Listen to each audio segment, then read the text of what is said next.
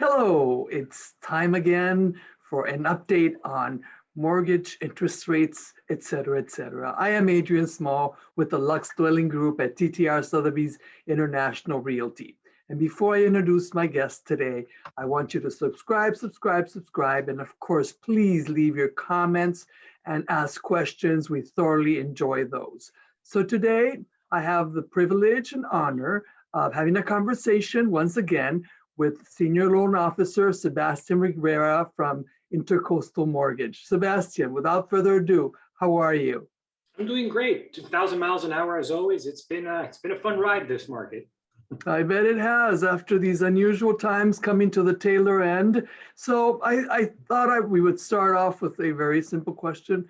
Why don't we talk about interest rates? Where are they now? And what do you think and your firm thinks about where they will be by the end of the year and in 2022? Yeah, of course. So that's probably one of the most common questions I get. Should I lock in today? Should I lock in later? I'm closing in 60 days. What should I do? Should I wait until the end of the year? What's going to happen with interest rates? For now, rates are going to stay relatively par to where they are. We're in the high twos, low threes. Nothing much is happening. The Fed isn't tapering the bond purchase asset program right now. We're going to stay relatively par to where we're at right now. As things start to heat up and we get later into the year and into next year, you're going to see a slight increase on rates. Now, as you get into the end of next year, and as inflation becomes more prevalent, as you know, inflation is the arch enemy of interest rates, you're going to start to see them tick up. So the big ticket item to look at is inflation. What's happening with inflation? Right now, we're a little bit above 2%. So as that continues to push up and up, you're going to see rates start to creep up. But in the immediate future, rates are going to stay relatively stable to where they are now. Okay, do you have an idea of what they could be towards the 2022? End of next year, it wouldn't surprise me if you see the mid threes, 0.5% higher.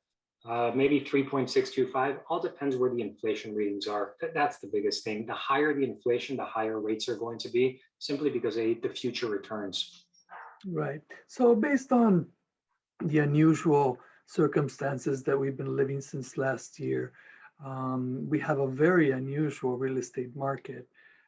It's a seller's market on one end, but I also say it's a buyer's market because of the interest rate that you just mentioned. So buyers are having a hard time because some listings are not coming on the market. There's very few inventory. And therefore, I think that one of the key elements of maybe winning on a bid, on an offer that a buyer submits has to do with the approval or qualification process when, going for a loan, a mortgage loan with organizations such as yours. So can you tell us a little bit about the differences between pre-approval or pre-qualification? If you can go a little bit in depth in that, that would be so great. Had the conversation several times a day. So you have a pre-qualification, you have a pre-approval, you have a conditional approval. One I got this morning was they had an approved to move. You have a conditional commitment and commitment. Everyone is a little bit different. The challenge here is that banks or lending institutions call the same approval letter, that for one is a pre-qual, for another is a pre-approval. But I'll give you the rule of thumb, basically. The pre-qualification is the most basic one. Somebody calls me, I only have verbal information and nothing else. I run their credit, they qualify based on what they verbally told me, and we send a pre-qual. The next level would be a pre-approval. I've already gotten tax returns, W-2s, I've verified the information, the loan officer himself has verified everything looks good, run through an engine, through an AUS engine, an automated underwriting, DULP, just to make sure the loan is approved. After that, you have a conditional approval. That's when you start to get an underwriter involved. Conditional approval, I figured out, is the same thing as an approved to move. Everything has been reviewed. You get an employment verification back. Credit has been checked. Underwriting engines have been run. It's a much more thorough and comprehensive approval. Now, 100% of all the approvals we're getting out today are conditionally approved. We can't afford to send a pre-qual or pre-approval. It has to be conditionally approved. We have to have verifications because of the amount of things that are being waived. And we just got a contract yesterday with a 15-day close. We have to have everything done ahead of time. After that comes a conditional commitment. Conditional commitment is the exact same thing as a conditional approval, except that there's a property address attached to it. We can't commit to lend on a property until we review the collateral. We need to make sure that the title work is complete, that the house isn't falling down, to make sure this is a viable property that we can lend on. And after the conditional commitment, you get the actual commitment where we commit to lend and all conditions have been satisfied. These are the three magic words that are every realtor's dream: clear to close. Of course, of course. Well, thank you for going through those steps. It's really, really, truly important. I tend to favor, let's get down to underwriting, down to that step. Many a times clients haven't chosen a property yet, so we can't go to the last two steps that you just mentioned, but at least we're walking in with a more solid offer. Sure, most lenders are right now, most of them. I don't say all because I've seen a couple pre-qual letters go by and I cringe when I see them, but most lenders are forced to do now actual pre-approval letters and get everything verified because that's what the market's demanding. Absolutely.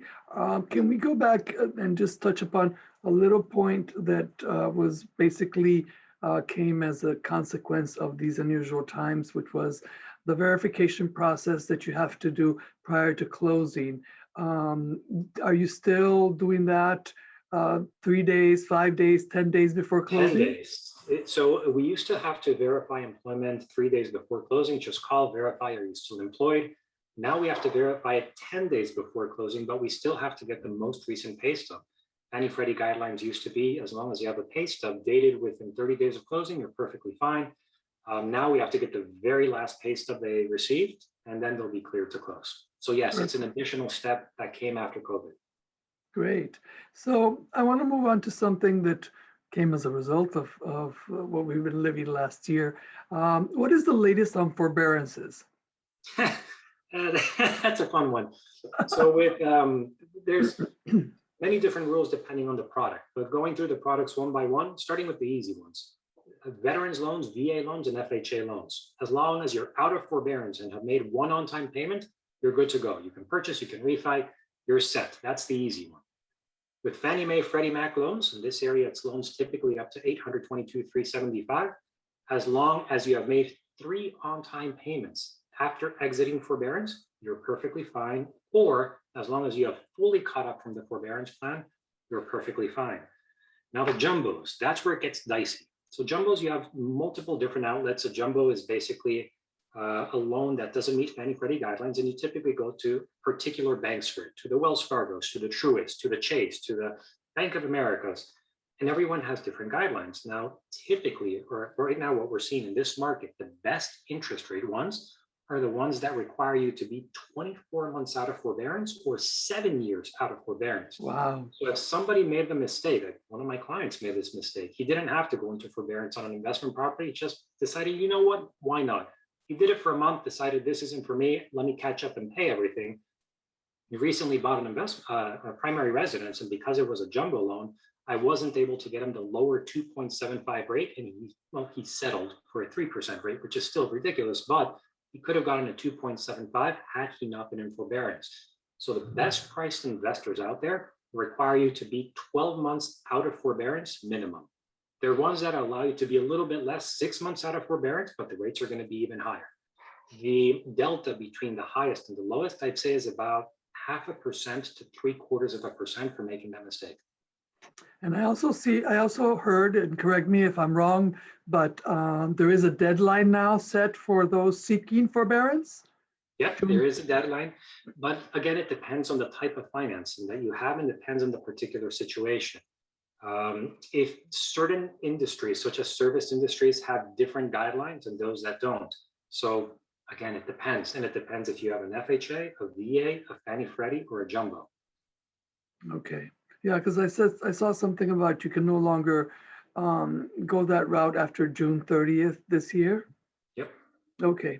So let's go to something a little bit more fun. Can you give our clients tips on how they can streamline the loan application process? And what I want to touch upon is, a lot of people criticize me because I say, buyers should be contacting their realtors, people such as myself, 6 months, maybe even out a year from when they start the process. And one of the first things that I tell them is you should find yourself a loan officer that will definitely check your credit, check your conditions, and make sure that everything that is required is in order. And if not, we have time enough in those 6 months to a year to make any adjustments that are necessary. So based on that, I wanted to see if you had any tips that you can provide us. One of the biggest ones is just provide your loan officer, your bank, all the information up front. And please don't try to withhold anything. Whatever you're trying to withhold, I promise you we're going to find out. I just had something last week where one of my clients was trying to withhold child support that he was paying it. I didn't see anything on the credit. I specifically asked him the question because I knew he was divorced. He said no. And as we started to dig and dig and dig and dig, we got the loan into process. We started seeing deposits and money coming out, money coming in, until I said, look, there's money missing. Where's the rest of the money? And he said, well, I actually do pay child support. This is how much I pay. And because of this amount that he was paying, he no longer qualified. Now, thank goodness we were able to pay off an auto loan to get him to qualify, but it created a tremendous amount of work for everybody, stress for everybody. We almost missed our closing date, and had they been upfront from the beginning, we could have gotten a solution. So don't try to beat the system with a loan officer. We run all sorts of verifications. I've had other clients that say, I've never had a foreclosure. We order a report called a fraud report, and I can see everywhere where the address has been listed, if that address has ever gotten into foreclosure for any reason, and if the dates match up. So the biggest thing is just be honest, straightforward. I love when a client calls me and says, Sebastian, let me tell you about something that happened 5 years ago. Tell me if it's an issue or not. 9 out of 10 times, it's very easy to get over.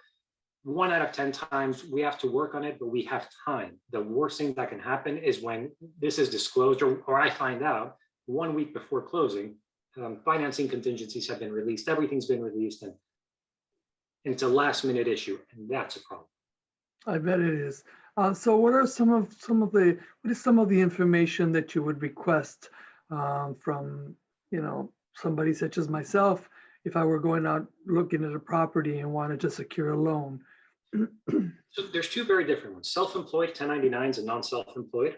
The non-self-employed, for example, a government job, those are so easy. We get 1 year W-2, simple as that. We get 30-day pay stubs, 60-day bank statements, and that's really about it. That's a scope of verifications. Then we call the employer, verify employment within 24 hours. You are good to go. We run the fraud reports as well in the background. That usually takes a couple hours, and we're done.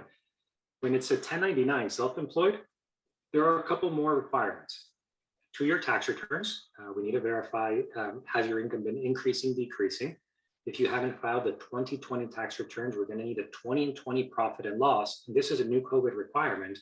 And on top of that, we need a new profit and loss dated within 60 days of settlement. So in your case, if we were to close, for example, today, I would need a profit and loss starting January 1st to March 20th, showing those 60 days of income. So that's a new requirement that came from COVID, more updated profit and losses. But besides that, it's just a standard information. If you're an S Corp, I may need some additional information. But for self-employment, 2-year tax returns is always going to be required. Okay.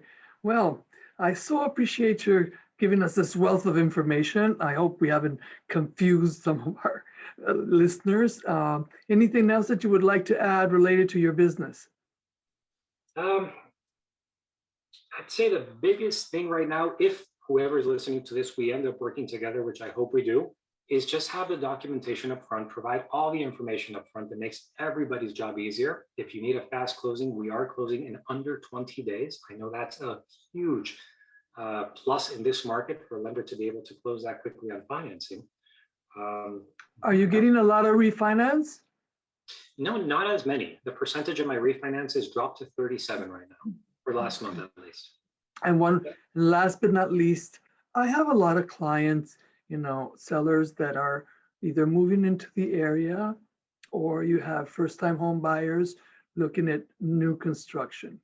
So the people moving into the area might move into a 55+ community that's under construction, pardon me, or you can have a first-time home buyer looking at new construction, and they start the loan process with you early, and they would like to secure a loan.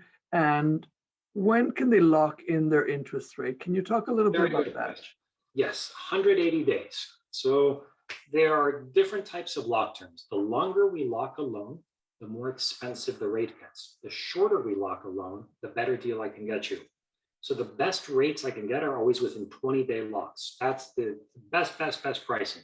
And it's 35-day, 50-day, 65-day, 85 days. So once with 85 days, there's no charges. I can actually do a 110-day loan with no upfront charges. Now, once you start getting after 120 days, there's something called an upfront charge or upfront points that you're paying for a long-term lock.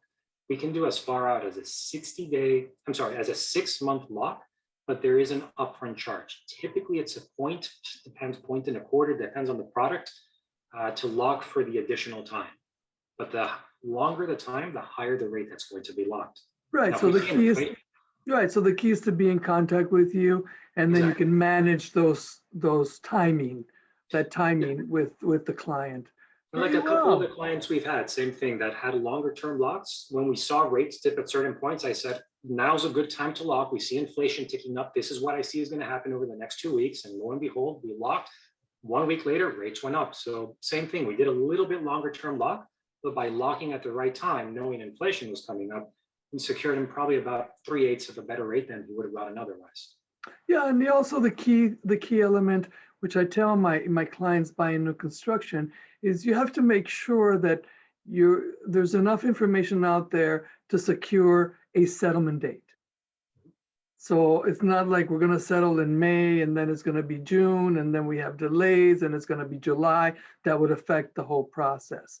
I think the last conversation should be held once we have a definite estimate about, we've secured a specific settlement date. Am I correct? That is correct. And the builder typically will tell the client, hey, your certificate of occupancy is going to be issued on this date. And once they say that, that's when we know we can run and start locking the loan. Perfect. Very well. Well, as usual, thank you, Sebastian Rivera of Intercostal Mortgage. Please send us our questions. You can send them, put your comments down there. He will definitely answer them. And we look forward to having another conversation, sometime after the summer. I bid you well and thank you very much. It was a pleasure having you on board. Thank you. Likewise. Thank you, Adrian.